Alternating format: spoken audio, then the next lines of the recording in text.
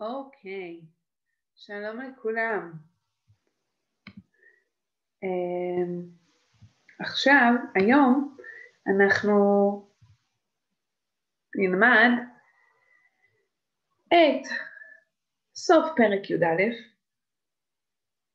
שמדבר על הברכה והקללה. עכשיו זאת יחידה קצת מיוחדת.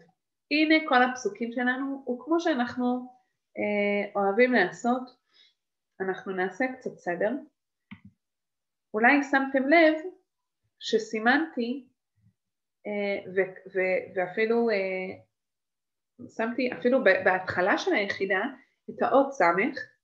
אתם אולי מגלים איפה יש עוד אות סמך? בואו נראה, הנה. אוקיי? אז בעצם היחידה שלנו, קודם כל הדבר הראשון שהוא מיוחד ביחידה הזאת, זה שכמובן שזאת יחידה חדשה, בזה אני מדגימה, הנה שנייה אני אראה לכם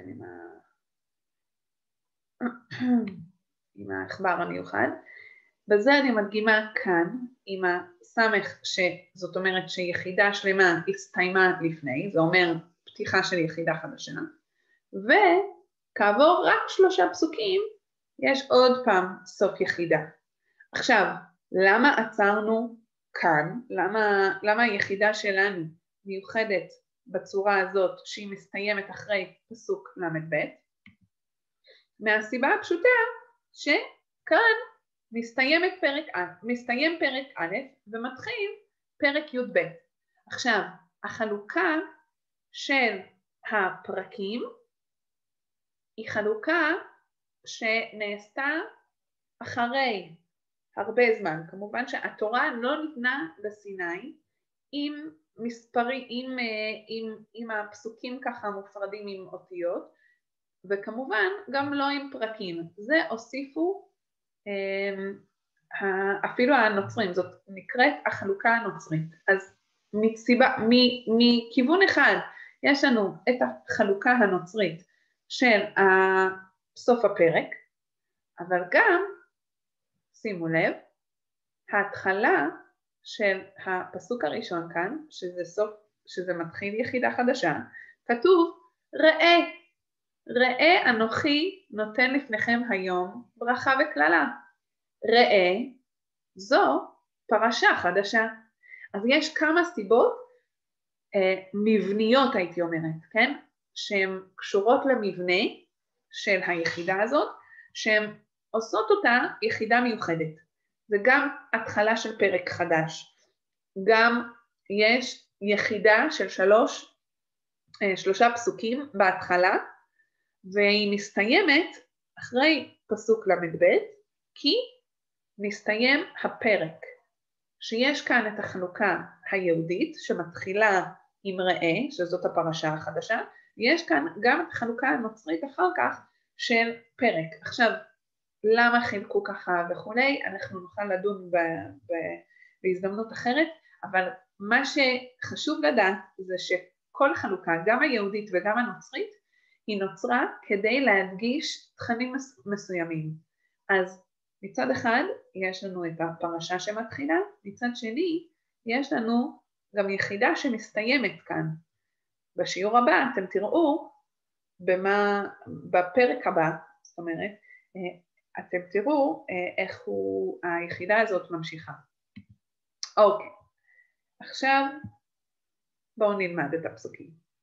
ראה אנוכי נותן לכם היום ברכה וקללה. עכשיו נעשה קצת סימון של הפסוקים כדי להבהיר על מה ניתנת ברכה ועל מה קללה. את הברכה אתר תשמעון אל מצוות השם אלוקיכם, אשר אנוכי מצווה אתכם היום. אז על מה ניתנת הברכה? על זה שאנחנו שומרים את המצוות, וזה משהו שאנחנו כבר שומעים אותו, את המסר הזה, מתחילת הספר דברים, מתחילת נאום התוכחה. והקללה, אם לא תשמעו אל מצוות השם אלוקיכם, וסרתם מן הדרך אשר אנוכי מצווה אתכם היום, ללכת אחרי אלוהים אחרים, אשר לא ידעתם, זאת אומרת, אלוהים זרים. אז על מה ניתן את הכללה? אם אתם לא מקיימים את המצוות, ולא רק שלא תקיימו את המצוות, תסורו מהדרך, זאת אומרת, וסרתם מהדרך, זה מזכיר את הפרק השני בקריאת שמע, כן? אם תהיו ילדים טובים ותשמעו במצוות, אז אני אברך אתכם. ואם לא, ואם סרתם מהדרך, ואם הלכתם והתפללתם ועשיתם עבודה זרה, אני לא אברך אתכם, אני אקלל אתכם אפילו. איפה זה קורה? והיה כי יביאך השם אלוקיך אל הארץ אשר אתה בא שמה לרשתה, ונתנה את הברכה על הר גריזים, ואת הכללה על הר עיבל. שני מקומות שעכשיו בואו נראה איפה הם נמצאים. מה אתם חושבים? שהם יהיו קרובים אחד לשני, רחוקים אחד מהשני? עכשיו, חשוב לומר שזה אחרי, עכשיו זאת מפה שהיא לא בדיוק מפה כמו שאנחנו רגילים לראות שהיא מפה עם מדידות, אלא זאת מפה מצוירת שהיא בערך, אוקיי? אז חשוב לדעת שהמימדים כאן הם לא באמת המימדים, אבל זה נותן קצת, זאת המפה הכי יפה שראיתי שהיא גם לא מטושטשת. אז בואו נעשה קצת סדר. כאן זה ים המלח. כאן זה ים המלח. בין מה למה ים המלח מבדיל? כאן זה ים המלח מתחבר לירדן, אז מצד אחד יש את הרי הירדן, גם נעשה ככה, ומצד שני יש לנו, את הארץ המובטחת, ארץ כנען שהיא הופכת לארץ ישראל, כן? ואלה שני הצדדים של נהר הירדן, וכאן, הנה אתם רואים פה, אני אקיף את זה, שכתוב ים המלח, אוקיי? אז מצד אחד הירדן, מצד שני ארץ ישראל. בואו נבדוק אם זה מה שכתוב בפסוק. אני חוזרת אחורה. שנייה, אני חוזרת אחורה, בעזרת השם.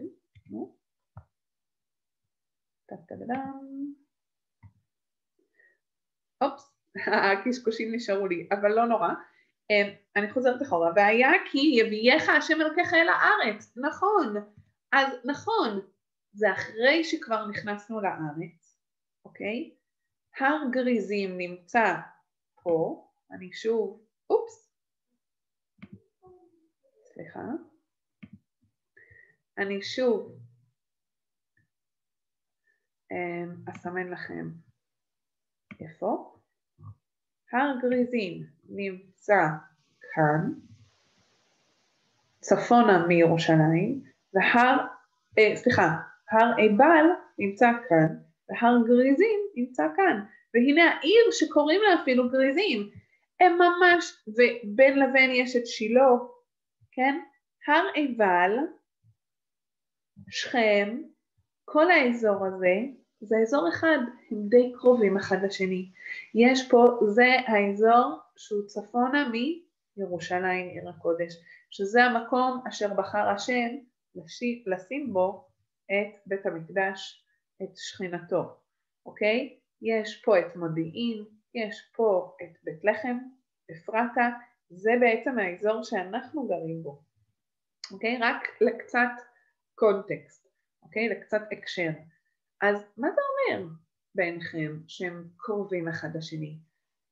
האפשרות לברכה והאפשרות לכללה.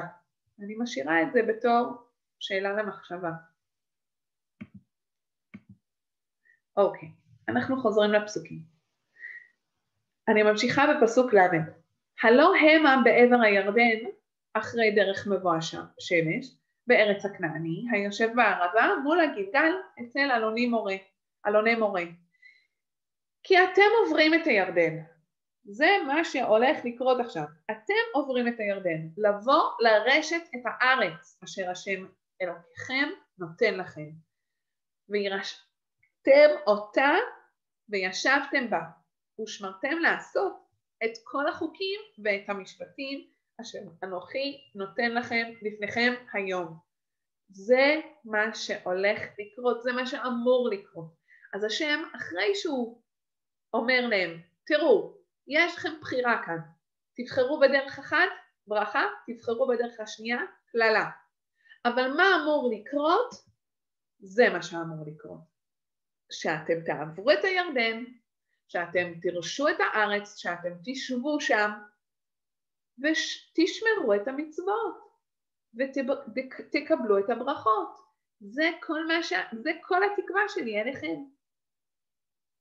ככה מסיימים את היחידה הזאת בתקווה לטוב. זאת אומרת, השם עכשיו מציין כאן את המצב האידיאלי. עכשיו, מה הרמב"ם אומר על זה? זה מעניין. רשות כל אדם נתונה לו. אם רצה להטות עצמו דרך טובה ולהיות צדיק, הרשות בידו. ואם רצה להטות עצמו לדרך רעה ולהיות רשע, הרשות בידו גם כן. ועיקר זה עיקר גדול הוא, והוא עמוד התורה והמצווה.